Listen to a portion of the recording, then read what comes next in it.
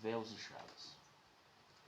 Não devemos supor que durante todo o decorrer da história israelita, as mulheres usassem muitos véus, sim? Influenciado pela imagem que temos da mulher árabe hoje, nossa tendência é pensar que as antigas judias vivessem em volta de véus. Em certas situações, elas de fato usaram véus, mas a Bíblia cita pouco caso. Rebeca, por exemplo, encobriu parte do rosto com um véu quando avistou Isaac pela primeira vez. Uma revolução. O apóstolo Paulo fez uma declaração muito forte no sentido de que as mulheres não sejam encaradas como mera propriedade do homem. Ele afirma categoricamente que o marido deve agradar a esposa, e não apenas está a agradar o marido. Afirma também que o marido tem que amar a esposa, assim como Cristo ama a igreja. O apóstolo Pedro diz aos homens que ele tinha que tratar a esposa com dignidade, que se não fizesse suas orações não seriam atendidas. 1 Pedro 3,7. Nos primórdios do cristianismo, as mulheres tiveram um papel relevante naquelas primeiras igrejas. Embora a maioria da liderança oficial foram constituída de homens, a igreja, de modo geral, contava com inúmeras mulheres. Lídia é um exemplo de muitas senhoras que aceitaram a mensagem do Evangelho prontamente. Priscila foi outra que teve uma função importante, já que instruiu Apolo, um poderoso pregador.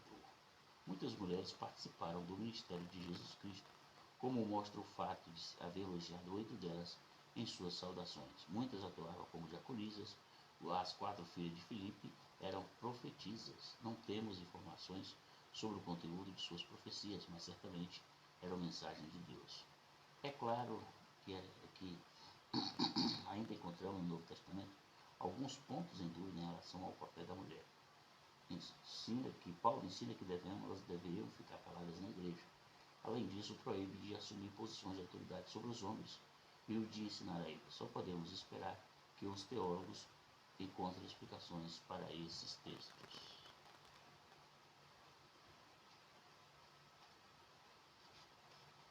As relações sexuais pré-conjugais. Para as famílias israelitas e mesmo para os jovens, a castidade pré-conjugal era de extrema importância. Por lei, a jovem tinha que se comprovar sua virgindade na noite de núpcias, Deuteronômio 22 e 15. É possível que naquela época fosse mais fácil para as moças manterem-se virgens até o casamento, já que se casavam muito novas e, portanto, o período de espera entre a puberdade e o casamento era relativamente curto. Quando Paulo reprova a impureza, usa o termo de sentido geral, compreendendo de todas as formas de imoralidade sexual. A lascívia. O domínio próprio é um dos temas mais debatidos na Bíblia. E um dos discípulos que deve ter controlado é justamente a concupiscência. Esses termos significam forte desejo. Nas culturas antigas, como ocorre hoje, havia inúmeros apelos para que as pessoas se entregassem ao desejo sexual ilícito. Jesus advertiu a seus seguidores para que não caíssem nessas ciladas. Menstruação. A lei mosaica considerava a mulher impura durante o tempo em que estivesse menstruada. Não sabemos até que ponto essa atitude dos hebreus era ocasionada por razões de higiene e ela até hoje era decorrência de mitos de fertilidade dos povos gentios. Mas havia normas que regularizavam a conduta do casal nesse período. Elas eram proibidas de manter relações sexuais durante aqueles dias. Havia normas relacionadas até mesmo com os móveis da casa. Se elas tocassem em algum objeto ou sentassem sobre alguma coisa, esse objeto era considerado impuro, e quem encostasse nele também era considerado impuro. O adultério. Como acontece em outros temas bíblicos, temos mais conhecimento sobre a lei que dispunha em relação a esse assunto do que sobre a atitude do povo para com ele. Pela legislação do Antigo Testamento, a mulher acusada de adultério deveria ser submetida a esses testes de comum que determinar se era culpada ou não. O sacerdote deveria misturar um pouco de pó do assoalho do tabernáculo numa vasilha de água santa. Números 5, 16, 31. Em seguida, ele declararia se a mulher fosse culpada. Depois de beber água, as coxas descairia, o ventre incharia e ela sofreria terrivelmente. Provavelmente ela se tornaria estéril. Se fosse inocente, nada lhe aconteceria. Mas não havia um teste para os homens. Contudo, o homem fosse surpreendido em adultério com a esposa, ambos tinham que ser executados. Se não houvesse essa prescrição acerca da fertilidade conjugal, Seria muito difícil para a cultura israelita manter a união familiar. Nos dias de Cristo, a mentalidade do povo com relação ao adultério havia modificado bastante. Isso se deveu ao fato da influência de outras nações.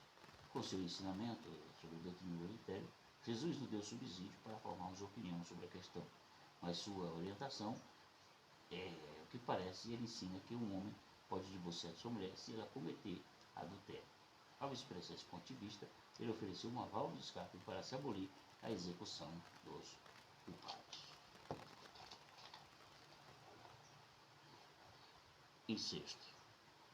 Durante toda a história de Israel, vemos casos de incestos. Paulo aborda uma casa de incesto que teve na igreja de Corinto. Ele repreende a igreja por ter ficado chocada com o fato de não haver excluído o homem que praticou o tal ato. No Antigo Testamento tem uma história de Aminon, que seduziu e estuprou sua irmã Tamar. A lei bíblica proíbe relações conjugal de natureza incestuosa. Uma das poucas exceções era o levirato, o casamento de um homem com a viúva de seu irmão. Perversões. Os hebreus tinham verdadeiro pavor da ideia de um ser humano ter relação sexual com um animal. É possível que essa versão tivesse raiz no desprezo deles pela mitologia pagã. Além disso, eles tinham grande respeito pelo propósito de Deus na criação. A perversão sexual é severamente condenada nas Escrituras. Quem praticasse tal ato poderia até ser morto. Estupro. A Bíblia contém 3 princípios que tratam dessa questão. Se um homem forçasse uma jovem no campo, longe de sua casa, ele deveria ser morto. Deuteronômio 22, 25, 27. Se forçasse uma mulher casada, também deveria ser executada. Se forçasse uma virgem, que tinha por volta de 55 de prata, depois de casar com a jovem, nunca poderia divorciar. O caso de Oná. Algumas pessoas gostam de criar norma para o comportamento sexual a partir da história de Oná. A maioria deles faz interpretações de Oná. O irmão de Oná havia morrido e sua mulher, Tamar, não tiveram filhos. Judá, o pai deles, ordenou que cumprisse o levirato. Oná obedeceu parcialmente, pois quando tinha relação sexual, deixava o sêmen cair na terra para evitar que engravidasse, e Deus o matou por causa dessa desobediência. A nudez. Os judeus se vestiam com recato e considerava a nudez um ato desagradante. Em geral, o povo menosprezava a nudez. Um dos atos de humilhação infligidos aos prisioneiros de guerra era justamente despidos na ocasião de repatriá-los. Isaías 20, versículo 4. Certa vez o rei Hanum, para demonstrar sua rejeição ao servo de Davi, cortou as roupas deles e altura das nádegas para envergonhá-los, segundo Samuel 10 e 4. Sem e Jafé também manifestaram desprazer ao saber que seu pai Noé, se embebedar, estava nu. Contudo, parece que tampouco havia pavor irracional em relação à nudez, porque alguns veem hoje.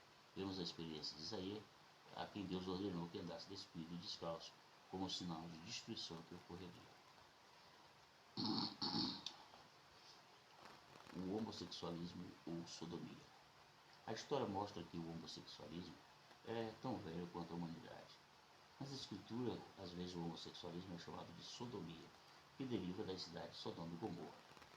É possível que o justo aí designe pessoas que não fossem homossexuais, já que no capítulo seguinte o pecado é justamente esse, Gênesis 19 e 5. Provavelmente o homossexualismo praticado em Sodoma constituiu-se um dos males da localidade. O autor de Deuteronômio acha necessário advertir os hebreus, tanto homens quanto mulheres, que evitassem esse tipo de culto. Mas durante o reinado de Roboão, passaram a existir tempos que fizeram essas atividades.